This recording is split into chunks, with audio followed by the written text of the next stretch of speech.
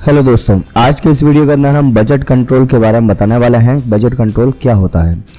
Budget और control या नियंत्रण का मतलब है अपने व्यवसाय की आमदनी और खर्चों की एक योजना बनाना और इस पर नज़र रखना ताकि आप यह देख सकें कि आपका खर्च तय सीमा के अंदर है या नहीं।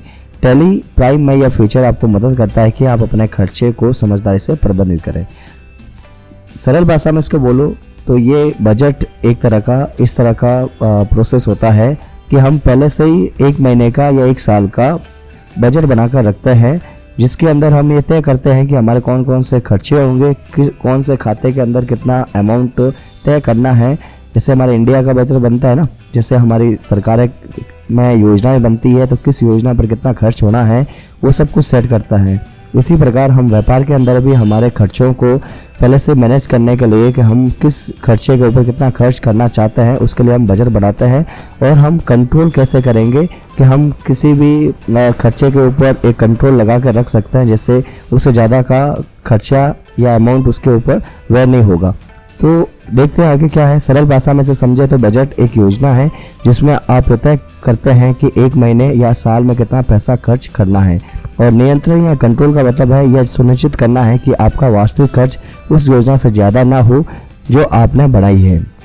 उदाहरण से समझते हैं।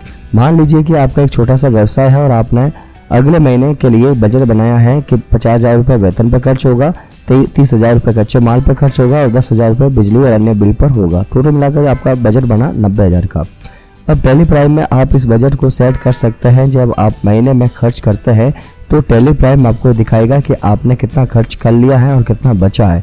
अगर आपके खर्च में 90,000 से ज़्यादा हो जाता है तो टैली प्राइम आपको चेतावनी देता है कि इससे ज़्यादा का हो गया। तो हम कंट्रोल कर सकते हैं उन चीज़ों को। अब ये बजट कैसे हम टैली प्राइम में करेंगे, चलिए समझते हैं। तो ये प्रैक्टिकल हम कैसे करेंगे चीज़ समझ लेंगे, लेकिन इससे पहले हम उपयोगी क्यों है ये। अगर आपके पास बजट नहीं होगा तो आप ज़रूरत से ज़्यादा खर्च कर सकते हैं, जिससे घाटा हो सकता है। बजट बनाकर आप ये देख सकते हैं कि किस क्षेत्र में आपको ज़्यादा खर्च हो रहा है और आप उसे कैसे नियंत्रित कर सकते हैं। निष्कर्ष है, टैली प्राइम में बजट और नियंत्रण का फीचर इस्तेमाल करने से आप अपने व्यवसाय के खर्चों को बेहतर तरीके से प्रबंधित कर सकते हैं, जिससे आप आर्थिक रूप से सुरक्षित रह सकते हैं। चलिए प्रैक्टिकल करके देखते हैं। एक्टिवेशन कैसे करते हैं बजट को, चलिए देखते हैं। तो सबसे पहले आपको जाना है यहाँ पे क्रिएट ऑप्शन के अंदर और बजट का ऑप्शन स्टार्ट करने के लिए। देखो यहाँ पे मेरे पास में अभी कोई बजट का ऑप्शन दिखाई नहीं दे रहा है, तो आपको शो मोर में जाना है और यहाँ पे आपको बजट वाले ऑप्शन को सिलेक्ट करना है। उसके बाद में यहाँ पे आपको बजट का नाम देना है कि किस नाम से आपको बजट बनाना है। नोट्स के अनुसार हमने ऑफिस बजट के नाम से ये नाम लिखा। प्राइमरी में अंदर रखना है। आपको तारीख डालना है 1 अप्रैल से लगाकर 31 मार्च तक। एक महीने का मैं एक साल का ले रहा हूँ। सबसे पहले हम ग्रुप के ऊपर बजट सेट करेंगे, फिर लेजर्स के ऊपर सेट करेंगे। तो हम ग्रुप के ऊपर सेट कर लेते हैं। इसके लिए मैंने एक टेबल बनाकर रखी है नोट्स में, वो चेक कर लीजिए। तो एक एक करके मैं बता देता हूँ, एक बताऊँगा फिर अपना भी सब मैं एक एक करके लगा दूंगा। चलिए देखते हैं। कैपिटल अकाउंट के ऊपर आपने बजट सेट किया है। कॉस्ट सेंटर्स में नॉट एप्लीकेबल और क्लोजिंग बैलेंस रखना है। क्लोजिंग बैलेंस का मतलब होता है कि टोटल आपको बता देगा कि इतना बजट सेट किया था और इतना खर्चा हुआ है। और नेट ट्रांजैक्शन में ये हर महीने की आपको रिपोर्ट दिखाएगा कि टोटल आपने कितना बजट सेट किया था और उसमें से आपका कितना बजट खर्च हो चुका है। वो नेट ट्रांजैक्शन पे दिखाएगा कि कितना खर्च हुआ है और क्लोजिंग मतलब पूरे का बताएगा। चलिए इसके ऊपर मैंने लगाया कि 8 लाख रुपये अपना बजट इस पर सेट किया है। उसके बाद में अगला है, एक एक करके मैं लगा लेता हूँ। सन्डे डेप्टर, सन्डे क्रेडिटर के लिए तो सन्डे डेप्टर के लिए है 35 lakh. Sunday debtor 35 lakh. Sunday creditor के लिए है 75 लाख।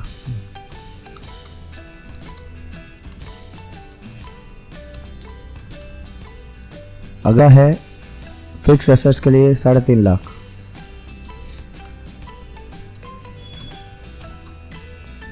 उसके बाद में है अगला लोन लायबिलिटी के लिए 15 लाख।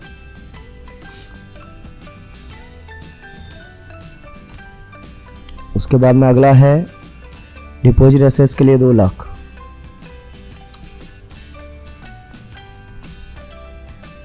उसके बाद में है इन्वेस्टमेंट के लिए 2.5 लाख।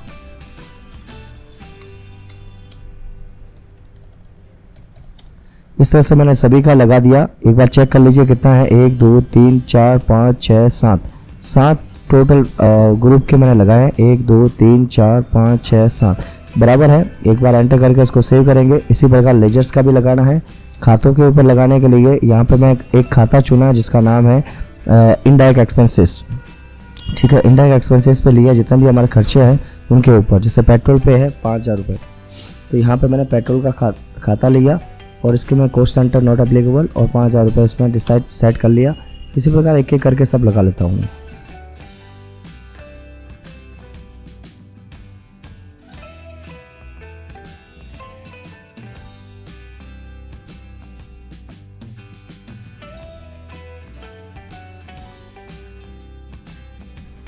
ये सब खाते लगाने के बाद में एंटर करके इसको सेव करना है। कोस्ट सेंटर देने की जरूरत नहीं है, एंटर करके इसको सेव कर लेंगे। तो यहाँ हमारा बजट सेट हो चुका है। अब बजट देखना कैसे है कि हमने जो बजट बनाया है और हमारा एक्चुअल में कितना खर्चा हो गया है या किस खाते के ऊपर कितना, किस ग्रुप के ऊपर कितना हुआ है, वो चेक करने के लिए आपको जाना पड़ेगा बैलेंस शीट के ऊपर। बैलेंस शीट में जाने के बाद में आप यहाँ पे तारीख चेंज कर लो 1 अप्रैल से लगाकर 31 मार्च तक। और यहाँ आपको एक नया कॉलम लेना है, न्यू कॉलम पे क्लिक करना है, तारीख डालना है 1 अप्रैल 31 मार्च और डिफ़ॉल्ट ही रखना है इसके अंदर। और यहाँ पे टाइप ऑफ वैल्यू के अंदर बजट सेलेक्ट कर लेना है और एंटर करना है। तो यहाँ पे आपको पूरा एक्चुअल के अंदर कितना आपका खर्चा या उस खाते के ऊपर हुआ है, ग्रुप के ऊपर हुआ है और बजट में आपने कितना सेट किया था वो चीज़ यहाँ पे बता रहा है। ठीक है, तो ये सब चीज़ें हैं। यहाँ पे आप अपने बैलेंस शीट भी चेक कर सकते हो।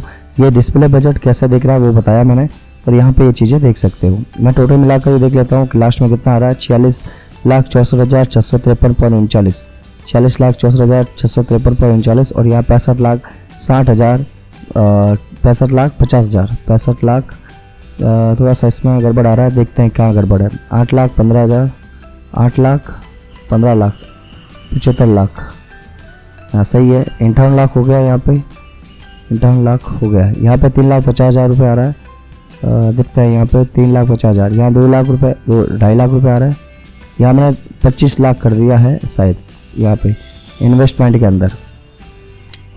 अंदर करना था 2,50,000 और गलती से मैंने बजट में ज़्यादा अमाउंट कर दिया है। तो वो सही कैसे करते हैं, सही करने के लिए आपको जाना है अल्टर के अंदर, बजट के अंदर जाना है, ऑफिस बजट के अंदर ओपन करना है और इन्वेस्टमेंट ग्रुप के अंदर इसको मैं सेव करता हूँ, ओपन करता हूँ। वो जो इन्वेस्टमेंट लिखा था सबसे लास्ट में, उसमें मुझे 2-2.5 लाख लिखना था, उसकी जगह मैंने 25 लाख कर दिया है। ठीक है, कितना करना था, 2,50,000, 2,50,000। अब सही है, एंटर करके इसको सेव कर लेंगे। ये सब कुछ ओके, बस बैठ कहा जाता है। वापस से बैलेंस शीट दिखाता हूँ मैं। बैलेंस शीट में गए, यहाँ पे तारीख चेंज कर लेंगे 1 अप्रैल से 31 मार्च और न्यू कॉलम सेलेक्ट करेंगे, वेरिएंट इसमें चुनेंगे ऑफिस बजट और एंटर करके सेव। अब देखो यहाँ पे 43 लाख आ रहा है, बराबर है। ठीक है, तो ये हमारा हो गया बजट कैसे सेट करते हैं। एक्सपेंसेस का बजट कैसे सेट करता है या कैसे देखते हैं वो चीज़ भी देख लेते हैं। तो उसको देखने के लिए वही डिस्प्ले में जाना है, मोर रिपोर्ट में जाना है। तो उसके लिए डिस्प्ले मोर रिपोर्ट में गए, यहाँ पे आपको जाना है और यहाँ पे आपको ट्रायल बैलेंस को चुनना है। सबसे नीचे एक्सपेंसेस वाला खाता कुछ ग्रुप को चुनना है। यहाँ आपको मिलेगा जो खर्चे हुए हैं एक्चुअल के अंदर इस अलग अलग खातों के ऊपर। 1 अप्रैल से 31/3 F2 बटन दबाकर सेट कर लेना है, 31/3। उसके बाद में आपको एक न्यू कॉलम चुनना है, 1 अप्रैल तारीख डाल देना है, एक्चुअल रखना है। एक्चुअल की जगह यहाँ पे आपको ऑफिस बजट चुनना है, एंटर करके इसको सेव कर लेना है। अब यहाँ पे आपको सब बता देगा कि भाई एक्चुअल में आपके कितने उस खाते के ऊपर, उस ग्रुप के ऊपर खर्चा हुआ है, खातों के ऊपर खर्चों पर खर्च हुआ है और बजट में कितना हुआ है वो बता देगा। टोटल मिला के देखते हैं 28,651, यहाँ पे 28,651 आ रहा है कि नहीं आ रहा है, देखते हैं 28,651 और 48,700 रुपये, तो बराबर है ये चीज़ें। तो ये हमारा बजट कैसे हमने सेट किया वो देख लिया। अब हम देखते हैं क्रेडिट लिमिट कैसे सेट करना है, वो चीज़ देखते हैं। क्रेडिट लिमिट का मतलब होता है कि भाई उसको कंट्रोल करना कोई भी खाते के ऊपर, कि कोई पार्टी है, जैसे अपने पास में यहाँ एक पार्टी है जिसका नाम है चुलबुल इलेक्ट्रॉनिक्स। अब हमने क्या किया कि चुलबुल इलेक्ट्रॉनिक्स के ऊपर एक लिमिट लगा दी कि इसको 10,000 से ज़्यादा का माल नहीं बेचना है।